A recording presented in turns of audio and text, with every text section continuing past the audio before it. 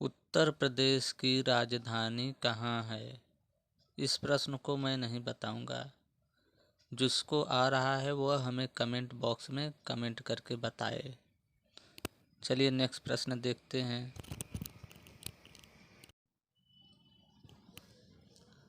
दोस्तों, इस पोस्ट में हमने बहुत ही महत्वपूर्ण विज्ञान के सामान्य ज्ञान के प्रश्न आपको उपलब्ध कराए हैं,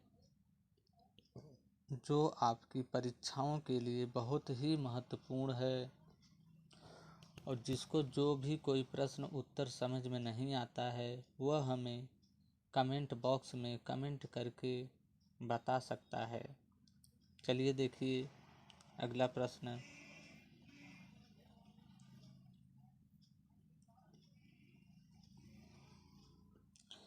भारत की प्रथम बहुउद्देशीय नदी घाटी परियोजना किस नदी पर बनाई गई थी? दामोदर नदी पे।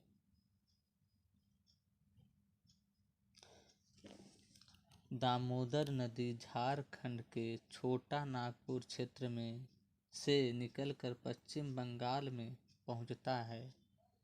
हुगली नदी के समुद्र में गिरने से पूर्व यह उसमें मिलती है। कौन सी नदी? दामोदर नदी। अगला प्रश्न देखिए। बनारस हिंदू विश्वविद्यालय की स्थापना किसके द्वारा की गई थी? पंडित मदन मोहन मालवीय के द्वारा सन 1916 में बसंत पंचमी के पुनीत दिवस पर यह की गई थी। इसकी स्थापना। अगला प्रश्न देखिए। भारतीय संविधान के निर्माण के समय भारतीय संविधान में कुल कितनी अनुसूचियां, अनुच्छेद और भाग थे? 8 अनुसूचियां, 395 अनुच्छेद और 22 भाग थे। अगला प्रश्न देखिए। प्रायद्वीपीय भारत की सबसे बड़ी नदी कौन सी है? गोदावरी नदी। गोदावरी नदी प्रायद्वीपीय भारत में सबसे लंबी नदी है। यह पूर्व की ओर नासिक, महाराष्ट्र से बंगाल की खाड़ी में बहती है। गोदावरी नदी। अगला प्रश्न देखिए। टेस्ट क्रिकेट मैच में दोहरा शतक बनाने वाली प्रथम भारतीय महिला क्रिकेटर कौन है? मिताली राज। मिताली राज अपने कैरियर की शुरुआत 2001 में आयरलैंड के खिलाफ वनडे में की थी। अपने पहले ही मैच में शतक बनाने वाली यह एकमात्र भारतीय महिला खिलाड़ी है। प्रथम भारतीय महिला खिलाड़ी है मिताली राज। ज्ञानपीठ पुरस्कार किस क्षेत्र से संबंधित है? दोस्तों, साहित्य के क्षेत्र से संबंधित है। ज्ञानपीठ पुरस्कार भारतीय ज्ञानपीठ न्याय द्वारा भारतीय साहित्य के लिए दिया जाता है। यह दिया जाने वाला सर्वोच्च पुरस्कार है। इस पुरस्कार में 11 लाख रुपए की धनराशि, प्रशस्ति पत्र और वाग्देवी की कांस्य प्रतिमा दी जाती है। किसमें? साहित्य पुरस्कार में। अगला प्रश्न देखिए।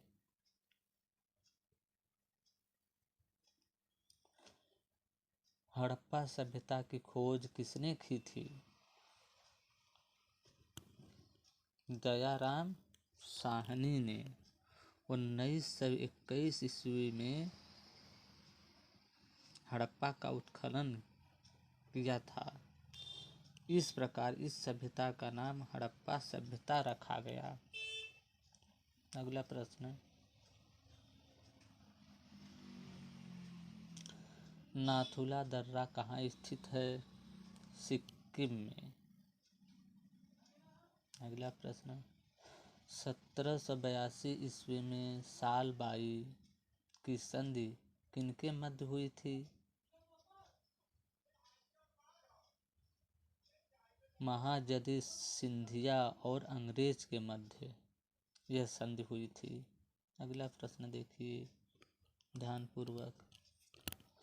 मलेरिया की दवा कुनीन किस पौधे से प्राप्त होती है? सिनकोना के छाल से या सिनकोना,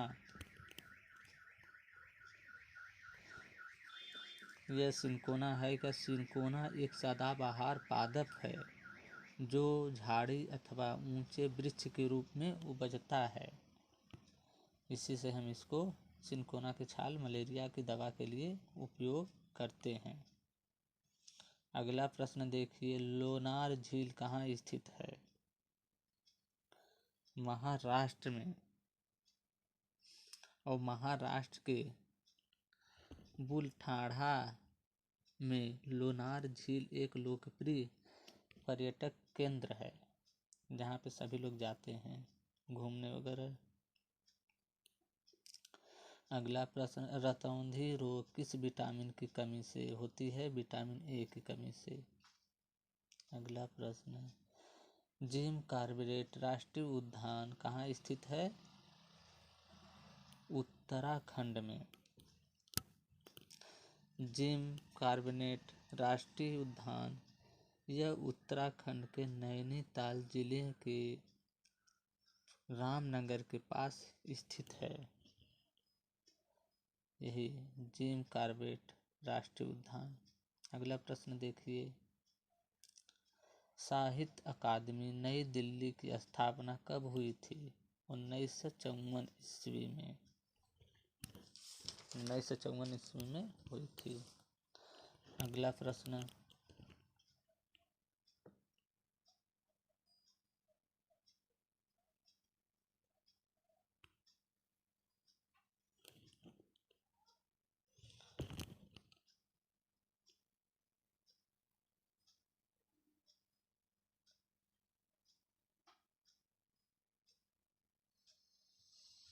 जिम कॉर्बेट राष्ट्रीय उद्यान कहाँ स्थित है? उत्तराखंड में।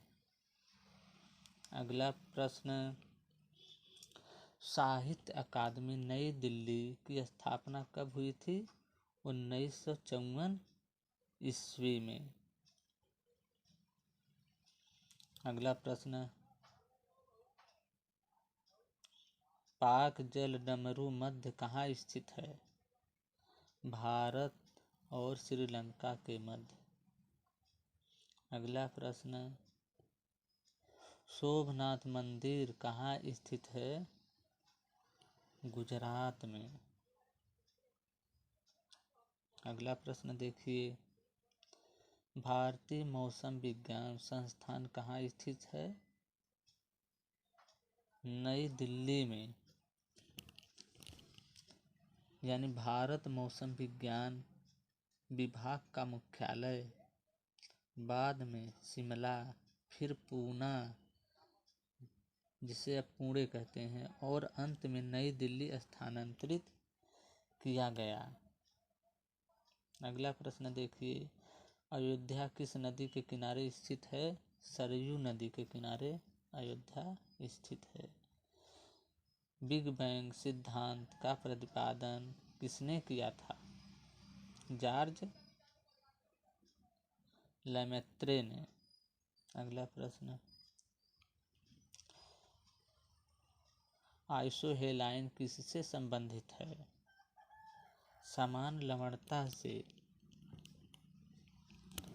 अब समान लवणता का है, आइसोहेलाइन एक रेखा या सतह है जो समुद्र में समान लवणता के बिंदुओं को जोड़ने के लिए मानचित्र या चार्ट पर खींची जाती है।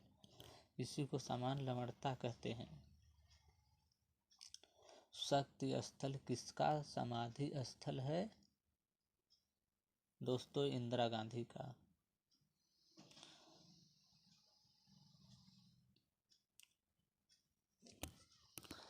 लास्ट और इम्पोर्टेंट प्रश्न, अरावली पर्वत श्रेणी का सर्वोच्च शिखर क्या कहलाता है?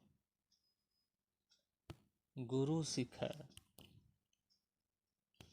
अरावली का सर्वोच्च पर्वत शिखर सिरोही जिले के गुरु शिखर यानी 1722 मीटर या 1727 मीटर है, जो माउंट आबू में है।